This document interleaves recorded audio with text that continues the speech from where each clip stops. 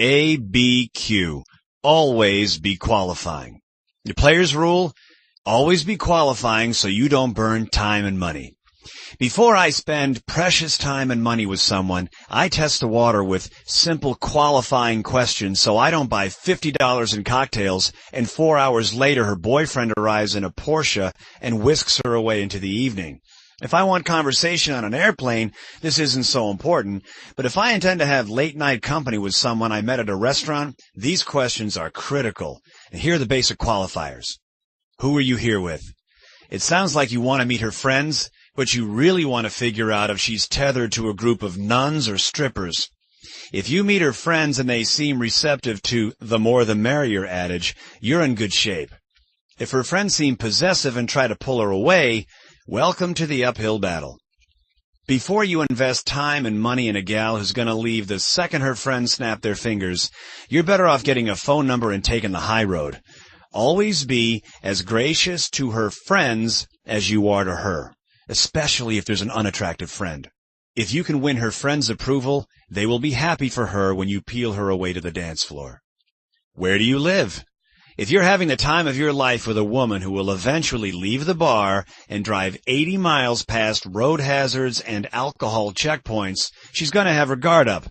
I don't blame her. If she announces she's dreading the drive home and you're feeling the magic, remind her that your home is hers if she'd rather not take the dangerous drive.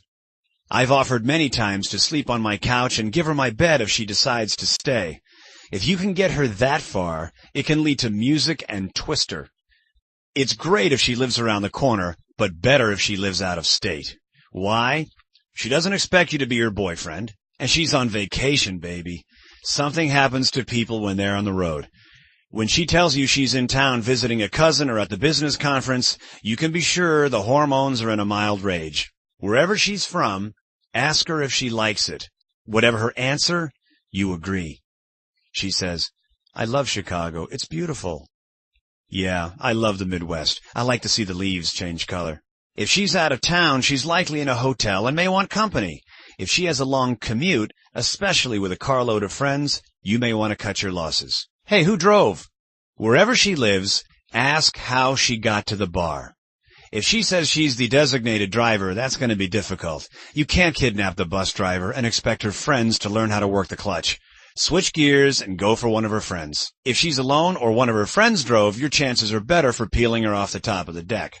What's happening tomorrow? I fit this in whenever possible. It's a quick way to gauge how long the night will last. If she tells you she has lunch plans tomorrow, you're golden. If she says she's going to a sunrise mass with her gay neighbor, start looking elsewhere. Nothing kills a mood more than the burden of a big morning the following day. If she's the conscientious type, you can plan on a kiss on the cheek when your Georgia peach turns into a pumpkin. What do they drink and smoke? You don't have to ask this question, just take notice. If she drinks Perrier with 12 limes on the side, make a toast to high maintenance. If she drinks hard liquor with a mixture of some kind, that's cool. If she drinks beer or does a shot, that's real good. Beer is the easiest thing to keep in the house, and there's plenty of it around. If she smokes, that means all she needs is a match and an ashtray at your place, and she's content. Let her smoke in the house. Don't sail around the room with a Porta-Vac and a can of air freshener. Crack a window and act nonchalant. She wants a drinking buddy, not a housekeeper. Shifting gears. Here's a qualifier I've used to sell a girl on going to a better bar. I asked her if she likes old landmarks, a groovy hangout that's been there forever, and you feel like you're in an old Scorsese movie. She said, yes, and I said, me too. After we finished the drinks at about the exact same time, it's because I timed it, I acted as if a phenomenal idea popped in my head.